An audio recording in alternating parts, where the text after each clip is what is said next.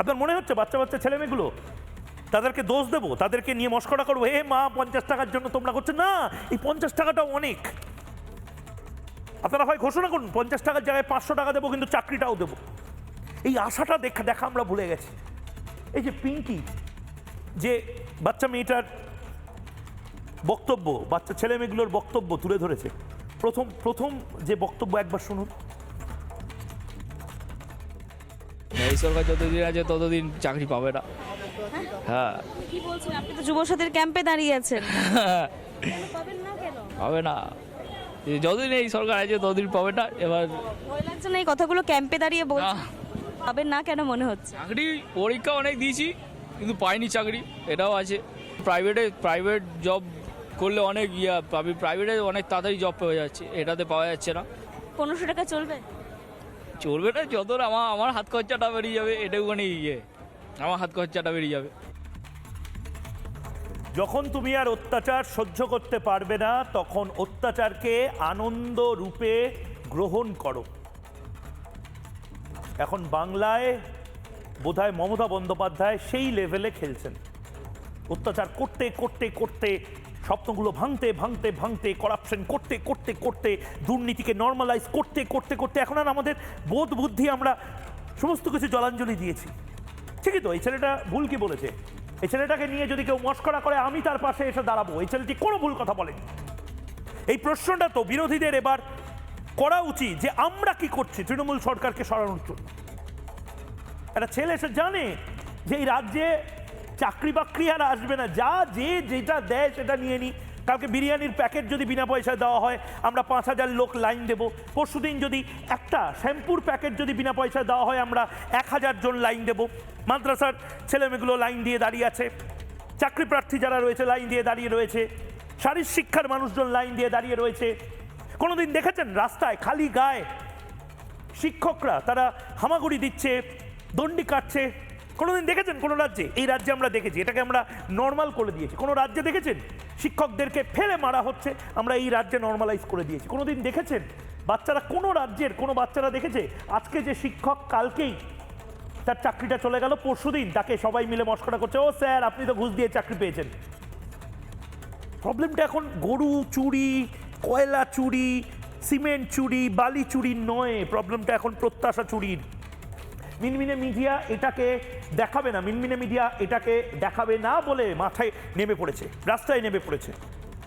হয়তো দেখবেন এরপরে মুখ্যমন্ত্রী মমতা বন্দ্যোপাধ্যায় ছোটবেলায় কি করতেন। মুখ্যমন্ত্রী মমতা বন্দ্যোপাধ্যায় তিনি চাকরি করতে চাইতেন কিনা, তার প্রথম চাকরি কি ছিল, তার স্বপ্নের নায়ক কে ছিল, এই সমস্ত কিছু নিয়ে এখন লম্বা লম্বা কন্টেন্ট বানাবেন। কারণ এইগুলো ঢেকে দিতে হবে। এই যুব সাথীর নামে যেটা বাংলায় চলছে, কই আমাদের বুদ্ধিজীবী লেখক সাহিত্যিক তাদের তো একবারও মনে হচ্ছে না আমরা কোন দিকে নিয়ে যাচ্ছি। কেন মনে হচ্ছে না? তার কারণ কি এটা যে আপনার ছেলে মেয়ে, ওই বুদ্ধিজীবীদের ছেলে মেয়ে, তারা ইতিমধ্যে বিদেশে পড়াশোনা করতে চলে গেছে, ক্লাস 10 পাস করে ইতিমধ্যে দিল্লি বা দুন স্কুলে পড়াশোনা করতে চলে গেছে।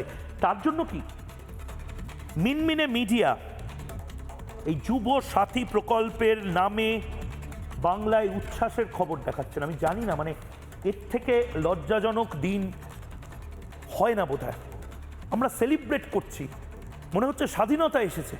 আমরা প্রতিদিন 50 টাকা করে মমতা বন্দ্যোপাধ্যায় হাতে গুজে বলছেন চুপ করো আমাকে ভোট দাও, সেটাকে সেলিব্রেট করছি। আমরা শিল্প নিয়ে কথা বলি না আর, চাকরি নিয়ে কথা বলি না আর।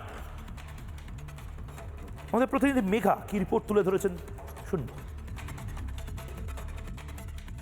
বাংলায় চাকরি নেই, শিক্ষকরা রাস্তায় বসে রয়েছে, চাকরির জন্য পরিশ্রম করছে যুবক যুবতীরা, কিন্তু সেখানে মুখ্যমন্ত্রী মমতা বন্দ্যোপাধ্যায় যুব ভাতা দিচ্ছেন।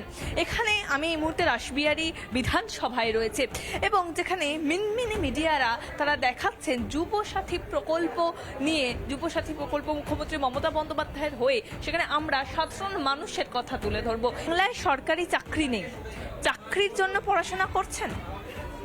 হ্যাঁ, চাকরির জন্য অবভিয়াসলি পড়াশোনা। কোথাও গিয়ে মনে হচ্ছে আজকে যদি মুখ্যমন্ত্রী মমতা বন্দ্যোপাধ্যায় চাকরিটা দিতেন বা চাকরির জন্য কিছু বরাদ্দ করতেন তাহলে সেটা বেশি ভালো হতো?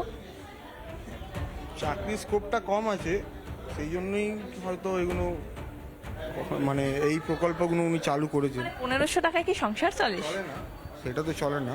তাও উনি যতটা চেষ্টা করছেন যেভাবে কিছুটা হলেও 1500 টাকা মানে একটা সরকারি বেতন আর তার জায়গায় 1500 টাকা, এটা কি সত্যি কথা বলুন আপনি মেনে নিতে পারছেন? অনেকটা ডিফারেন্স আছে। তাও কি মনে হয় এই 1500 টাকা ভাতায় হয়তো আর চলে না, চাকরিটা হলে ভালো হতো?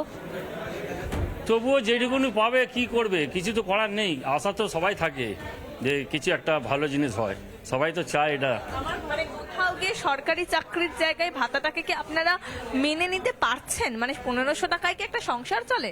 এটা তো হয় না, কিন্তু যেহেতু বাবা মা আছে ততদিন ওদের হয়তো কিছু হবে না। জার্নালিস্ট দীপঙ্কর কাঞ্জিলালের সঙ্গে মেঘা, রিপাবলিক বাংলা, কলকাতা। যারা এই মুহূর্তে রয়েছেন তাদের মধ্যে থেকে আমি বিমল শঙ্কর নন্দ, উনি প্রধান এই মুহূর্তে মিডিয়া কোঅর্ডিনেটর বিজেপির মুখপাত্র হিসেবে তিনি রয়েছেন। বিমলদা, সুদীপ্ত দাও রয়েছেন এই মুহূর্তে এবং ইজাবুল আনওয়ার মাদ্রাসা চাকরিপ্রার্থীও রয়েছেন। আমি বিমলদা এবার নানা ধরনের কন্টেন্ট দেখার জন্য লাইক করুন, শেয়ার করুন আমাদের ফেসবুক পেজ, সাবস্ক্রাইব করুন আমাদের ইউটিউব চ্যানেল, পাশাপাশি অন্যান্য ব্রেকিং নিউজের জন্য অবশ্যই চোখ রাখুন রিপাবলিক বাংলায়।